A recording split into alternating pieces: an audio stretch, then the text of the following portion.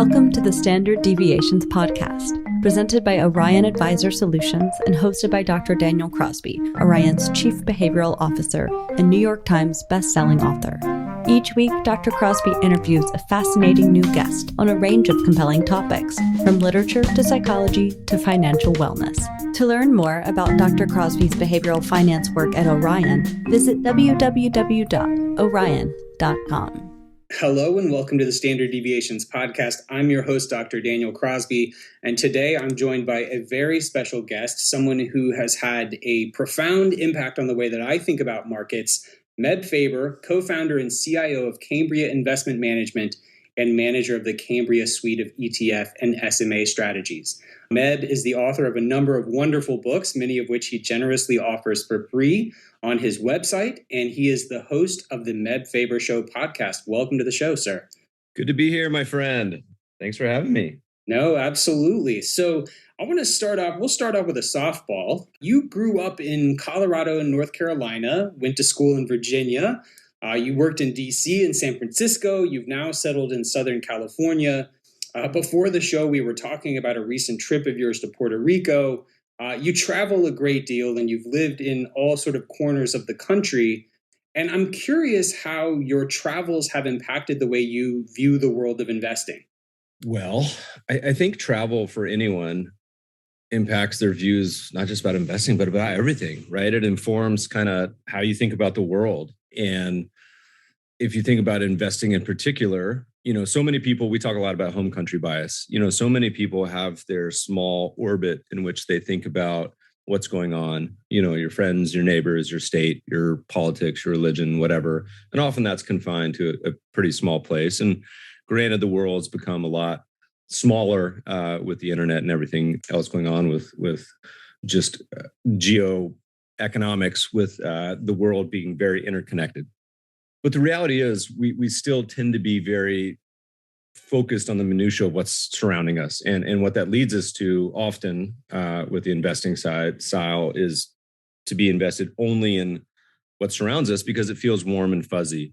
You talk to people, the average American puts about 80% in the US stock market of their stock allocation. And the US is only about 60% of the globe and only about, as far as stock weighting, and only about a quarter of the total GDP. And so that's a big overweight.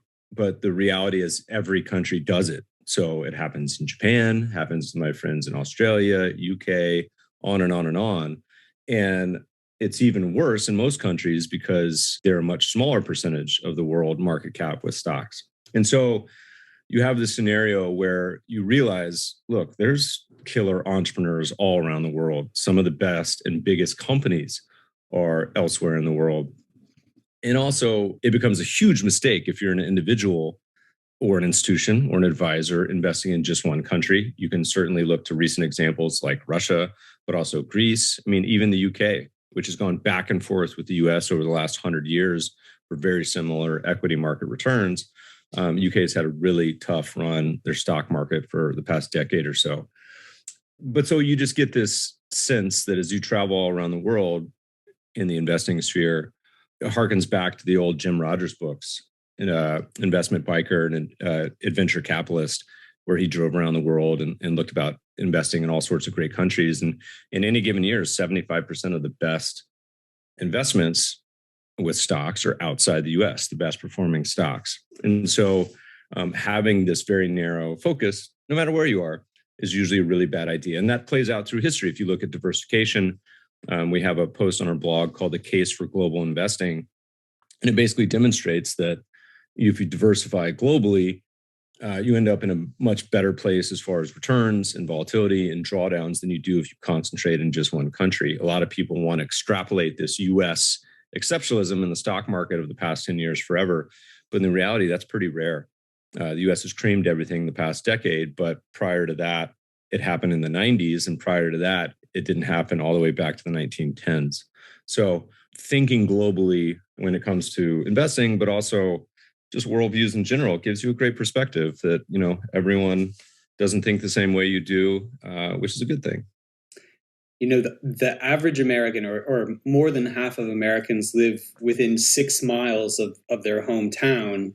And I'm in a position to make fun of that because I live like 100 miles from my hometown. But, it's crazy how provincial we are in many ways. And when I spent a summer in Canada, I was working with this sophisticated institution there who had a real interest in behavioral finance, which is why they brought me out. But even though the Canadian equity market is like 3 to 4% of the global equity market, their allocations to Canadian equities were still in the range of 35-40%, even knowing what they knew about home bias, because basically that was the smallest number they could get their investors to swallow. Home bias was so pervasive and such a thing that trying to align their allocation with, to put it on par with the global equity markets would have been unpalatable for their investors. So that was sort of sinning a little in their minds. The funny thing with all my Canadian friends too is it's not just that, it's even worse because most of the Canadians I know, it's not like they're doing a really diversified Canadian exposure. They're dropping it in a handful of miners and cannabis stocks, maybe a bank or two. So they end up with not only just one country, but a couple of very specific sectors as well. Yeah. Yeah, love you, Canada. So, Meb, in my mind, you're a bit of an outlier. You're a bit of an iconoclast in this industry. You're sort of a famously chilled out, soft-spoken guy, surfer type vibes in an industry filled with type A chest pounders. So, staying with this iconoclastic nature of yours, what is your least popular belief about investing? Something you believe in fervently that's not very widely believed. Oh boy, glad we signed on for 3 hours for this podcast. So listeners, buckle in. I was actually adding to a list I have the other day, which is an old tweet that says something along the lines of, I said, what of the professional investors out there, what belief do you hold that the vast majority of your peers, meaning like 75% plus, do not share? And so it's not just that it's a non-consensus view, it has to be the vast majority of professionals don't share this view. And so I'm up to 17. So you can add that to the show note link somewhere. But tell you what, I'm going to give you two. I'm going to give you one that's focused on advisors and institutions, and the other one that's focused on individuals. And I don't really know that many people that share these views. On the individual side, back when we used to have cocktail parties, I was just in Mississippi. We were chatting about this. And so it seems like the world is reopening, which felt wonderful. But back in cocktail parties, we manage 12 ETFs. And that means that invariably something is not working. You can't have that many funds that invest all over the world and something not be stinking it up. And as an investor who has been investing long enough or studied history long enough, you have to be humble. I mean, it's up there with surfing and golf as, activities that just consistently humble you when you participate. And the younger crowd or even the older crowd that doesn't realize that, you embrace the scars that you have from all the bad investments. There's a great old quote that says something along the lines of, every trade makes you richer or wiser, but never both. And so you have the scars from investing and so you realize that this is obviously a very humble world. Anyway, at these cocktail parties, someone would always come up to me and say, Meb, I'm invested in your fund XYZ. I bought it 6 months ago. It's not doing well. How long do you think I should give it? I may hold it for a few more months. I like you. I'm going to give you a chance to hold it for a few more months. And I look at them and I'd smile and I say, first of all, I'd say, oh, it can get way worse than that. That performance or underperformance is nothing compared to what could happen. But I said, look, if you're investing in a fund that's not a market cap index, and even if you are, we'll get to that in a minute. I said, you probably need to give it 10 years. And they would laugh because, that's a crazy amount of time. Who would give an investment 10 years? And my thinking has actually changed on this. And they would sit there quietly waiting for me to update that as a joke. And I wouldn't. And then they would awkwardly eventually be like, you can't be serious, Meb. And now I say, 20, it's actually probably closer to 20 years. And let me give you an example. And so this is one of my held beliefs that if you make an investment, it doesn't matter if it's an asset class or an active strategy, the sheer amount of noise means you probably need to invest for a period of decades or more. Anything shorter than that is insufficient amount of time. And let me give you an example. There is no more single universally held belief. If you were to poll on Twitter investors a bunch of questions, this one would be number one. It'd be like 99%. It's, do you think stocks outperform bonds over time? Everyone would say yes. I don't know a single person that doesn't believe that. It's like the iron law of investing. But the reality is, then you ask people, say, well, how long would you give an investment? And we used to do Twitter polls and say, how long would you give this investment, any investment, to work out if it was underperforming? How long till you sold it? And most people say 2 to 3 years. Well, let me give you an example. 2 years ago, 2020, there was a period where US stocks had similar performance. I mean, similar being like almost exactly even as the long bond in the US for not 10 years, not 20, for 40 years. There's been periods where US stocks have gone nowhere for decades and underperformed bonds for decades. I think the longest period was something like 60 plus years. Who has that amount of time? Well, nobody. I mean, but you look at any asset and it's the same is true. Vanguard's published a lot of research on active managers, and even the best ones that survive and outperform go through many years of underperformance, often sometimes many years in a row. So if you have a thesis and no one does this, write down why you're buying it. And that's what people spend 99% of the time on, but also think about why you would sell it. And everyone says, oh, I'm driven by process, not performance. But what happens? Something underperforms, it does poorly, and they sell it, which is often probably the opposite of what you should be doing. No one's ever come to me in decades of doing this and said, you know what, Meb, I bought your fund and it's done way better than I expected. I'm going to sell it. Right? They don't say that. And so having this long time frame and checking your assumptions at the door, writing it down, I think is an important one. That was really long. I'm sorry, by the way, but you ask these questions and you're going to get the long answers. No, it's a great answer. I still have never read a book with a cogent sell discipline. I still have never, I don't know almost anyone who has a well-defined, logically sort of behaviorally informed sell discipline. Well, see, this is the beauty. So, we're a quant, and it doesn't have to mean like it's a high frequency trading quant. It just means rules based. And I learned this as a young 20-something, where I got into many of these situations where you put on a trade and say, okay, let's just see what happens. And the problem with that, as you spend a lot of your time in this world, is it then becomes an emotional decision. And so you need to we talked a lot about it when Peyton Manning used to be quarterback for the Broncos, said, he doesn't show up the line of scrimmage, say, okay, let's just wing this. He's got his audibles, he's got his setup that he knows based on the defense what's going to happen. So you should write down. And for every portfolio we run, we have every time we make a buy sell, like there are sell rules already in place for what's going to happen. It could be time based. So if you're an investor, you say, you know what, I put half in stocks, half in bonds, and rebalance once a year. That's fine, as long as you stick to it. Others may be, look, I'm going to have a tolerance band. So if I buy gold with 5% of my portfolio, I'm going to trim it when it gets to 10 or add more when it gets to 2, whatever it may be. But putting that at least framework in place gives you an anchor from which to look at when times go crazy. I mean, look at real assets right now. We talk a lot about real assets on our podcast and in our papers, and most investors have almost nothing allocated to them. And we ask people, how much do you have to real assets? And almost everyone is zero, with the exception of probably our pre-mentioned Canadian and Australian friends.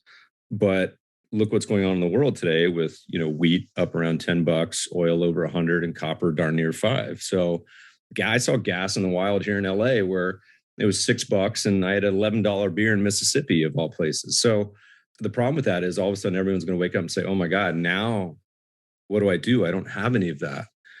And so trying to have a written plan and also trying to codify the rules, I think is hugely useful, because it keeps us, the guardrails of doing the really dumb stuff, which is kind of, the whole point of everything we're talking about, which is, I don't actually think your allocation matters that much. This leads into the second one. Sorry, I'm getting long-winded, but the thing that I believe that very few, if none of my investing professional peers believe is, and we wrote a book on this called Global Asset Allocation. It's free to download online. And I believe that it's the best time ever to be an investor. 2022, you can buy a global portfolio for essentially zero fee. It's ETFs. It's like 5 basis points, gives you global stocks, bonds, real assets. With short lending, it's probably already a negative fee. Incredible, right? So that's the bar. That portfolio And it doesn't even really matter what you have of each. You could put a third in stocks, third in bonds, third in real assets. I think that portfolio beats the vast majority of institutions over time.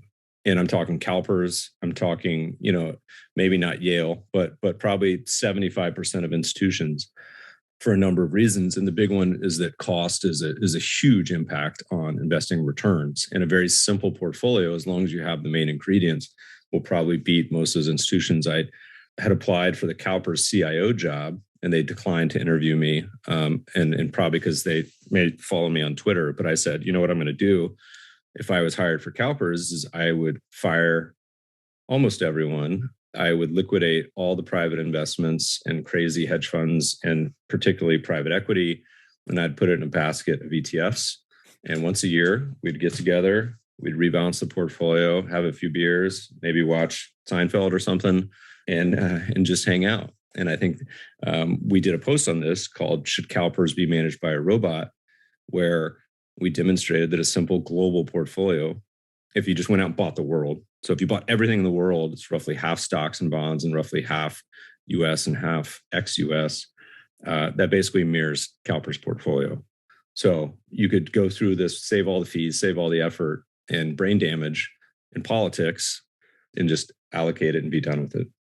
I'm watching some smart people on Twitter right now argue for lowering the accredited investment standards so that everyday or more everyday folks can get access to sort of sophisticated and esoteric investment vehicles.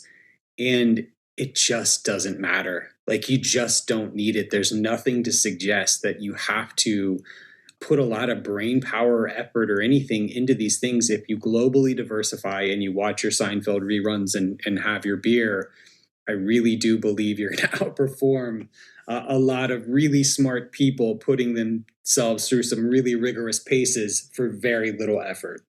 Well, it's funny because what do I spend 90+% of my time talking about on Twitter usually is like pretty deep investment ideas in theory. We just wrote a piece that we tweeted out today called Red Light, which was talking about how the US stock market is expensive in a downtrend, which is like a terrible place to be. And if you didn't know me or been following us for years and read any of the books or white papers, you would be like, oh my God, Meb's calling for a crash. He's a perma bear, whatever, right? If you just came across that. But the very real reality is, like, we're arguing about like the final 5%.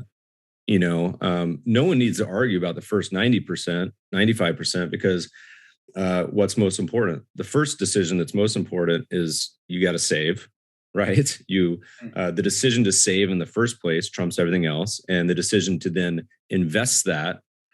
And again, I don't think it even matters that much what you invest in, as long as you have the main ingredients. The example we used to always give as a fellow part Southerner was my mom, baking. She never read the recipe. She just kind of, measure by licking her finger. And so as long as you had sugar and butter and flour, like the chocolate chip cookies ended up okay. But if you totally omitted one ingredient, it wouldn't be a great cookie. And that's the way we talk about with owning a portfolio, is you just have to be an owner.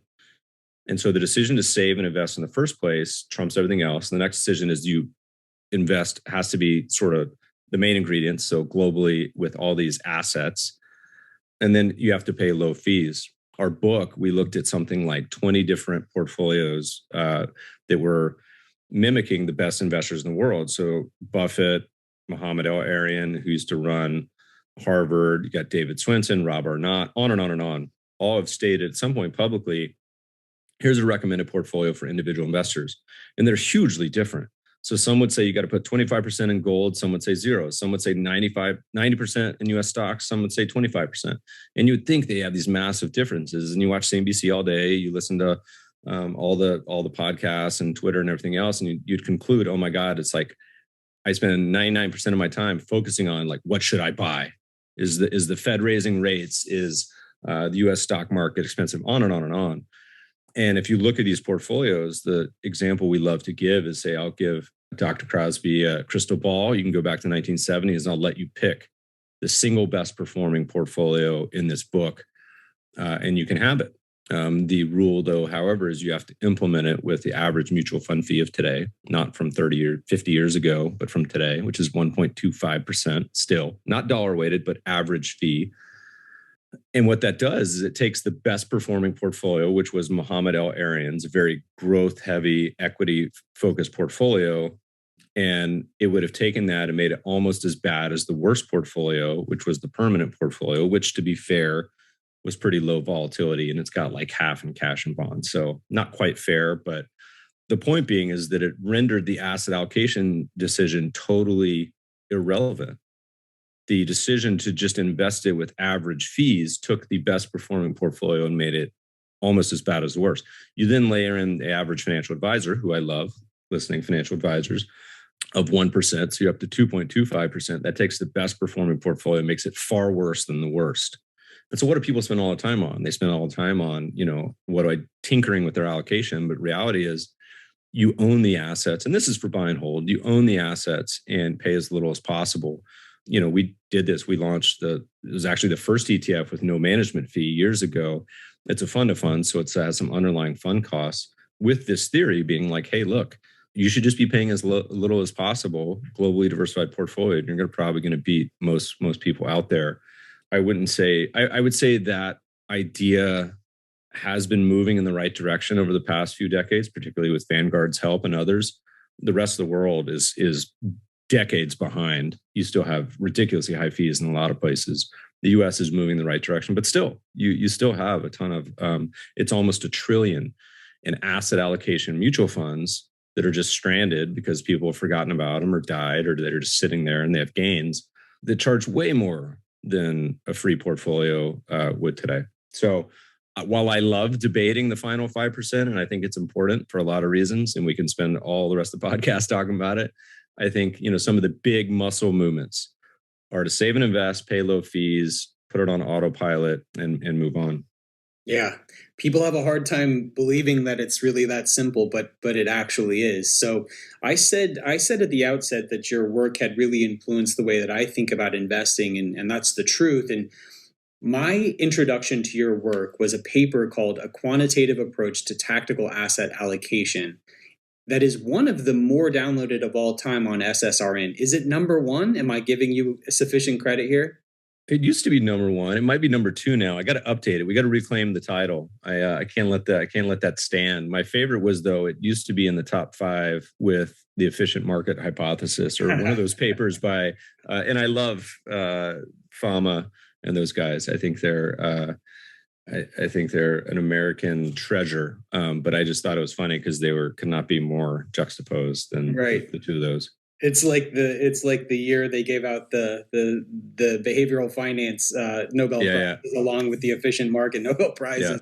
Yeah. Right. So this is a fantastic work, A Quantitative Approach to Tactical Asset Allocation. I'd recommend it to everyone because market timing gets a bad reputation in our industry, and much of that's justifiable. But what you've done in your latest piece, Red Light, is something that I did upon reading your seminal paper, which is I overlaid valuations on top of it and found that there was information in combining valuation levels with technical support levels. So can you talk about your sort of red light, green light approach and how you think about market timing and tactical asset allocation?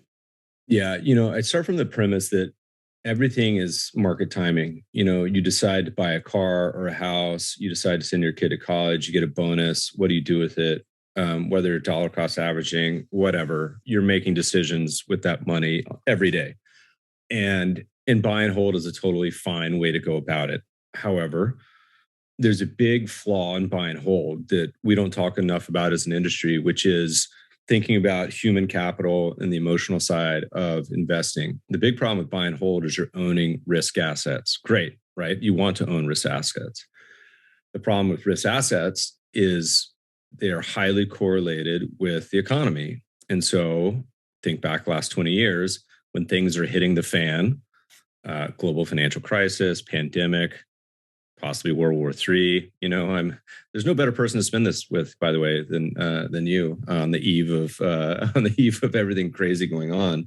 But if you think about it, what happens during those periods? Recessions, the economy tanks. And guess what? Just to put the cherry on top, your portfolio goes down 20, 50%, right? Like that's kind of backwards the way it should be. And the challenge with buy and hold, Buffett talks a lot about this. He's like, look, or Munger, can't remember which of the two, says basically if you can't handle 50% drawdowns, you shouldn't be investing in quoted stocks. That's reality. And there's no stock market in the world that hasn't had a 2/3 decline at some point. US decline over 80 in the Depression. So we've been there. And the challenge with that is that all happens at the same time. And theoretically, you would want something probably that does the inverse of that. When you get fired and the economy is in recession and the zombie apocalypse is happening with the pandemic, all those things are happening, you would actually probably want something to be doing better. And particularly the financial advisors out there, we wrote a paper on this on tail risk, where we said, look, you're probably 4 times leveraged the stock market. And you don't know it. You have your own money in the stock market. You have your clients' money in the stock market. You get your fees based on clients in the stock market. When the stock market goes down, your clients redeem because they're crazy. And then lastly, if you don't work for your own company, that company may downsize because their revenue went down and may fire you too. So it's like you can make an argument that the average financial advisor shouldn't own any US stocks. Anyway, so as you think about all this, and when you think about markets in general, I'm a big student of history. So you look back 100 years, and 2 of the biggest pillars that Cambria builds our portfolios on are value on one side. So Ben Graham talking about this 100 years ago, and then trend. And Charles Dow and others were talking about this 100 years ago. And value is easy. Everyone knows what that means. Follow Warren Buffett, trying to buy something less than its intrinsic value. Think it works great. Our largest fund is a value fund. But on the flip side, and it's sort of a yin yang in many ways, is trend. And what do we mean when we say trend? So the simplest example is you want to be owning an asset when it goes up and out of it, or selling it when it goes down. Sounds simple, lofty goal. But going back 100 years, you can look at something like a very basic, and then this isn't mine, but the most talked about probably is the 200-day moving average. And it's meant to just smooth things out, all the day-to-day wiggles, and try to pick something where over a long enough period, you can get the signal from the noise. And very simply is you could look at it, and we use the 10-month simple moving average in our paper because it was on a monthly time horizon. And you go back 100 years, you don't really have daily data that's that useful. And so we said, okay, what if we just invested when above and out when below? And lo and behold, it worked out great. It didn't work out the way that everyone wants it to work, which is I want to be able to pick tops and bottoms so I can tell my neighbors how smart I am. But what it does is it keeps you invested for the majority of a move. But more importantly, it keeps you out of a majority of a big move down. And I don't mean 5, 10% moves. I mean the 40, 60, 80, 100% moves down. And the beauty of that, historically speaking, is it reduces your volatility. You get to hang out in cash or bonds or whatever you want to put it in when things are looking nasty. And by the way, we updated this at the end of the month, which was the end of February. And every single asset of the main ones, US stocks, foreign stocks, bonds, real estate, commodities, they were all down with the exception of commodities, which are still in an uptrend. And historically speaking, that portfolio gives you similar returns. I actually think it'll be higher, but we'll call it a wash, but with a lot lower volatility and drawdown. Importantly, though, it usually does a great job when the markets are stressed and doing poorly. So think internet bubble, financial crisis, pandemic. We'll see what happens in 2022. But it says it's time to step aside. And the volatility is much higher in downtrends than in uptrends. And that's partially, in your world where people start to lose their mind and use a different part of their brain when they're losing money than making money. Making money, what are we talking about? We're talking about Dogecoin, taking vacation, buying a house, how smart I am. You're losing money. It's shame. You don't want to open your statements. You don't want to pick up Robinhood app. You don't want to tell your friends about how smart you were to buy Tesla at 1,000, on and on, right? So the problem with this portfolio, there's nothing that's like the holy grail of investing. And the original title of this paper, by the way, was A Simple Approach to Market Timing. And we sent it to a handful of luminaries. I'm in my 20s at that point, by the way. I'm now middle-aged, 44. And I sent it around to a lot of people and got some pretty nasty responses, including some future Nobel laureates. And, they said, market timing doesn't work. I changed the title so it sounded a little more academic. A little more respectable, yeah. Right. And this came out before the financial crisis. And so nice timing on that. But the problem with this portfolio is not during the bad times, because usually it's chilling out in cash and does totally fine. The problem is in the good periods, because everything else is romping, right? When US stocks are going up 20% a year, this market timing approach probably isn't going to look as great. And you have a lower batting average. So trend following in general, you may have some whipsaws. So we wrote recently, if you put the US stock market into 4 quadrants, and this now includes value, the best performing quadrant is a cheap investment in an uptrend. So when the US stock market's cheap and in an uptrend, it does like 17% a year. Amazing, right? And that's my favorite investing, is when value and trend intersect. But the second best performing quadrant is an expensive uptrend. And that's a little counterintuitive for most, but as a bubble is inflating, or as markets getting more expensive, as long as it's an uptrend, it does just fine. The problem is when it flips from expensive uptrend to an expensive downtrend, which is where we are today, the results get far worse. So anyway, it's a rules-based approach. It gives you that quantitative in and out signals. Now, the problem is it's no easier than buy and hold. I'd argue it's actually probably harder, because for many people, they want to be right. There's an old Ned Davis book called Being Right or Making Money. And most people, their goal is they really want to be right. They don't like the feeling of being wrong. But we often say, to be a good investor, you have to be good at losing, because all assets, doesn't matter which one, spend about 80% of time in some form of drawdown. It's pretty rare for them to be hitting all-time highs. So what we end up doing at Cambria, and what I do personally, design this for myself, and it's our flagship strategy. It's called Trinity. But basically put half in buy and hold and half in this sort of global momentum and trend strategy. And we go a step further, where that side of the portfolio concentrates in the highest momentum assets, meaning what's been going up the most relative to other assets, but only if it's in an uptrend. And so that strategy right now, not surprisingly, is very heavy in commodities and real assets, base metals, ags, energy, real estate, which is a great place to be right now, of course. But it gives you that sort of yin yang exposure. And if you look at 2020, it's a great example. First quarter of 2020, it looked like the zombie apocalypse. I mean, it looked like the world was going to end, right? Everyone was just keeling over in the streets. We had this terrible virus. And I was like, man, thank God for market timing. It looks like the stock market go down 80%. The world's going to end. And then fast forward to the next quarter, I said, man, thank God for buy and hold, because everything just ripped right back up. The beauty of this is actually a sort of emotional, psychological hack to where you never have all in on one side or the other. That's really, a lot of people in our world like to gamble. They may not say they do, but they like to speculate and gamble with their investments so that they can have something to cheer for. And they actually really don't like being diversified or being kind of halvesies in an investment, is what we call it. But if you really care about, getting to the finish line and having an investing approach that will keep you behaving and sane, I like to sleep. Huge sleeper. To me, this is a thoughtful way to go about it. It checks all the boxes I can possibly think of.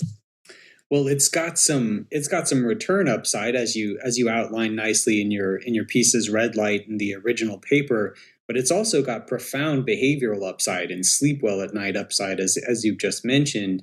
I think about value and momentum almost as, or trend as almost like potential energy, right? Like if you think about a ramp, the steepness of the ramp, equate that to the valuation, gives you more potential energy. So if you put a marble at the top of the ramp and it's very steep, it's going to roll pretty fast. But if it's fairly valued, if it's relatively flat, it may not do all that much. And indeed, that's what my looking into these ideas has shown as well. So, there's one more part that I think is important. It goes back to what we were talking about at the beginning, full circle. When people talk about the buy and sell decisions, how many people do you know that after the financial crisis, or I'm sure pandemic is more recent, said, I can't take it anymore, sold everything, right? And probably in 2008, 2009, or 2020. But then they had no framework for how to get back in. Right. And so I talked to investors for that entire decade. It would be 2010, 2011, 2012, on 2015, 2017. They say, Meb, been following you for years. Love your work. Here's my situation. I sold everything. and I haven't got back in yet. And to me, that's tragic because you want to be invested the vast majority of the time. You want to have exposure to risk assets. That's this whole point of being an owner. You have to be an owner. And it's heartbreaking to hear that because you end up missing so much of this time in the market. And the beauty of the trend side is says, look, it's got a sell discipline, tells you when to get out, but also tells you when to get back in. And that to me is super important. Now, the trade signal may only last a month. It could last 5 years. Who knows? But to me, it gives you an objective framework from at least to begin to think about the world and think about surviving this, this asset allocation sort of decision. Yeah, absolutely. So anyone who's listened this far in the episode knows that there's plenty of great reasons to follow you online. But one of my favorites is that from time to time, you give out free business ideas. These are really good business ideas that you just don't have the bandwidth to run with. Has anyone ever run with one of these ideas? And what's your latest and greatest business idea that you're happy to share with the people? Well, the full qualifier that I like to say is these are Meb's wonderful, parentheses, terrible business ideas. But, we've posted a lot over the years, and actually most of them have been implemented to some degree. Now, sometimes it's not a company. A lot of ideas doesn't have to be a company. It could just be a feature as a part of another company. And many of them have been implemented over the years, which is pretty awesome to see. And it's a lot of these, I'm just like, well, someone please do this. My God, I don't want to do it. It's too much work. Being an entrepreneur is the worst job on the planet, listeners. And those who are business owners or have been through it can resonate with that sentiment. It's a lot of work. Let me think. So, having experienced the whole Robinhood meme stock experience from a very front row seat, it's heartbreaking in so many levels. You and I both talk, I think, a lot about educating investors and wanting people to learn the right lessons and the importance of teaching personal finance